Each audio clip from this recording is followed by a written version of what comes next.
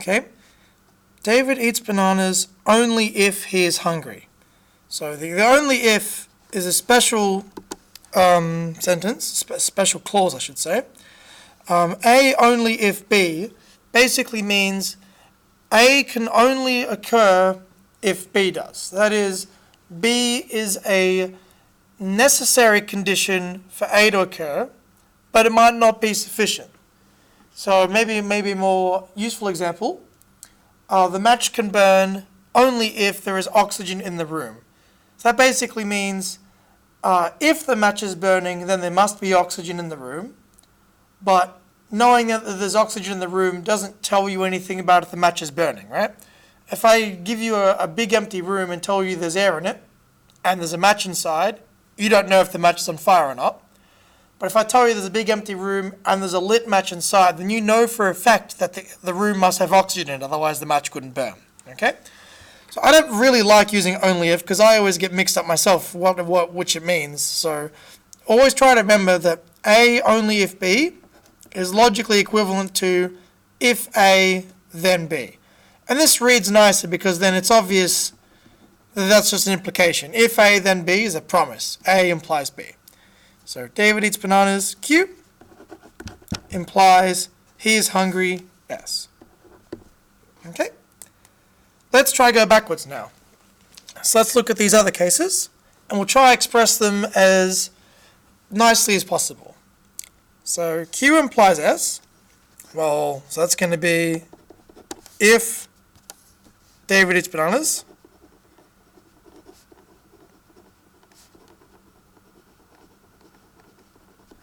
then the opposite of S, he's not hungry.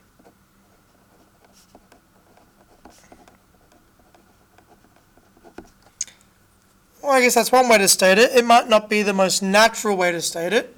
Perhaps I'll stop being hungry if I eat the bananas would be a more natural English way to say it. So, David will stop being hungry. Or perhaps he'll sate his hunger. Hungry if he eats the bananas.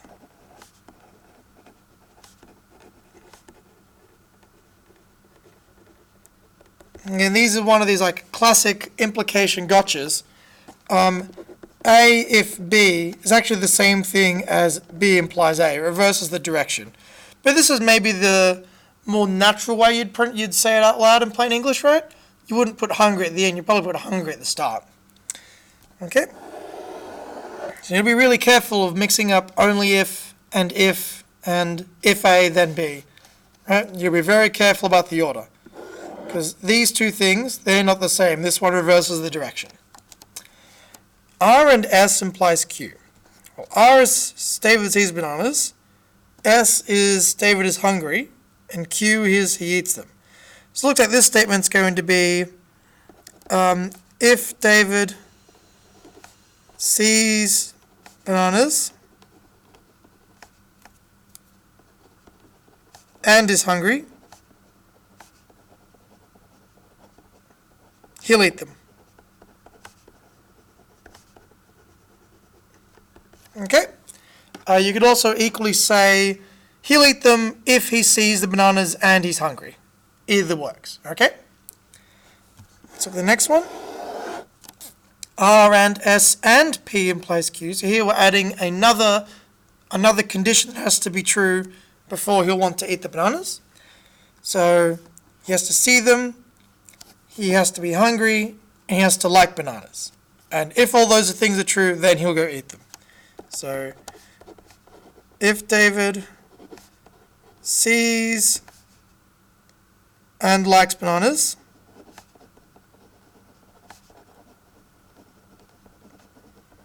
and he's hungry, then he'll eat them.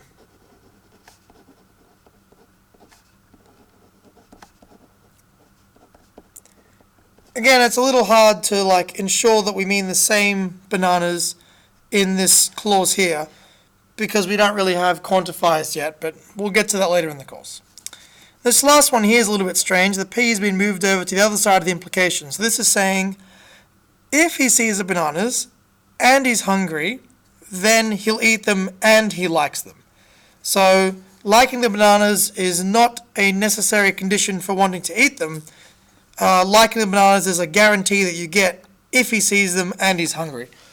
It doesn't really make much sense, but that's what the statement is, so we'll translate it. So, if David sees and is hungry, sees bananas and is hungry,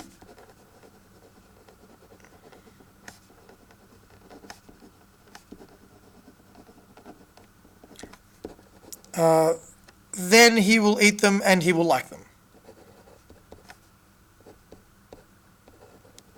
Eat them and like, and perhaps and like doing so.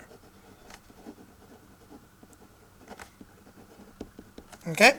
So the difference between these two statements is that if I don't like the bananas, then I make no guarantee about whether I'll eat them or not, right? Because again, implication is a promise. So if all three of these statements is true, I guarantee you this statement is true. Suppose David didn't like bananas. It might be the case he eats them anyway because he's hungry and just lives with it, right? But this statement here is saying something different. This statement's saying, if he sees the bananas and he's hungry, then I guarantee you he'll eat them and enjoy doing so. Right? So these two statements are indeed different. And perhaps if you'd read these two statements, you might mix up which one it means, right? The English is a little bit wordy. It's not quite precise, but the logical statement can't be mixed up because the logical statement is unambiguous.